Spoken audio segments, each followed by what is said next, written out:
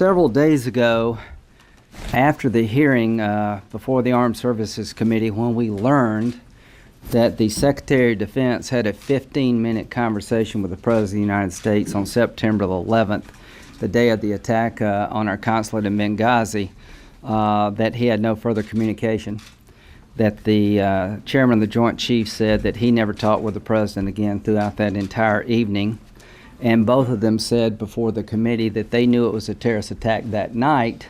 We started thinking, this is not adding up. And one of the questions, we've destroyed a small forest asking questions. Did you know about the April and June attack, Mr. President? We haven't gotten one response. But finally, we've gotten a response to a simple question. And the question was, on September the 11th, did you, Mr. President, personally call any Libyan government official to request assistance for our 4 Americans who were under attack? We have that response, received it, I think it was yesterday. It was written by the White House counsel, addressed to Senator Levin, but we'll take what we can get. 2-page letter from a lawyer, and the answer is no. The President of the United States did not make any phone calls to any government official in Libya the entire period of the attack. We found out from the letter he called government officials in Libya on September the 12th, after everybody was dead. Why is this important?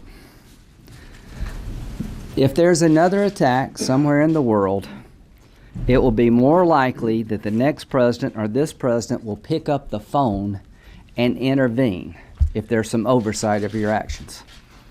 I think after what John McCain and myself and others did with Bush interrogation techniques, it would be less likely that some administration will cut legal corners. This has always been about oversight. We applaud the president for the bin Laden raid.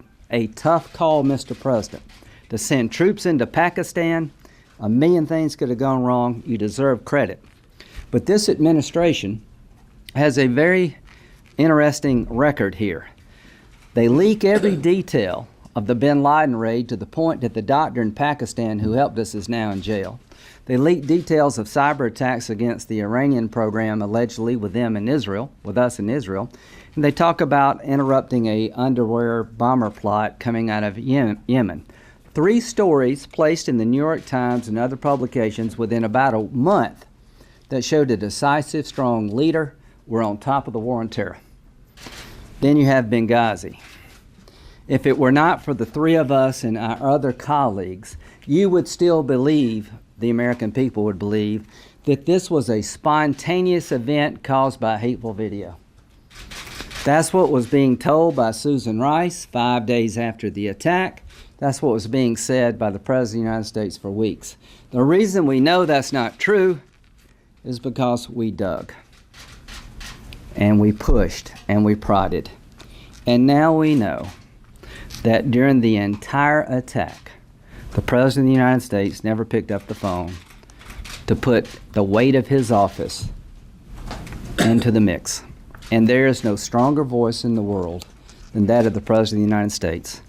And I would just like to say that during the 3.5 hours that the rescue team was waiting in the Benghazi airport to get to the annex, they left Tripoli, they had to charter a plane, they got to Benghazi at 1:30 in the morning. It took 3.5 hours before they could get to the consulate. They were held up for a bunch of different reasons. Secretary Clinton said she was on the phone yelling at the Libyan government to help. And my belief is if the President of the United States had picked up the phone and lent the weight of his office, it could have made a difference, because the last 2 guys died within the last hour of the attack. It's not personal. It's about learning from your mistakes. And finally, who changed the talking points? Remember that whole debate? How could the President and Susan Rice tell the country that there's no evidence of a coordinated, pre-planned terrorist attack when the Secretary of Defense and the Chairman of the Joint Chiefs described in detail how they knew that night it was a pre-planned, coordinated terrorist attack? That issue remains unresolved. We've given 5 different versions who changed the talking points with 4 different explanations. The American people and the families of the fallen need to understand what happened in Benghazi. Why was the story so distorted? And when Secretary Clinton told the families as the body returned, we're going to get the people who made that hateful video. The record needs to be clear. This wasn't about a hateful video. This was about a breakdown in national security. This was about an ambassador who was begging the State Department to send reinforcements for months. This was about a deteriorating security situation. This was about an attack you could see coming. This was about a complete failure of leadership where the Secretary of Defense never talked to the Secretary of State, where the President of the United States, as far as we know, was virtually disengaged.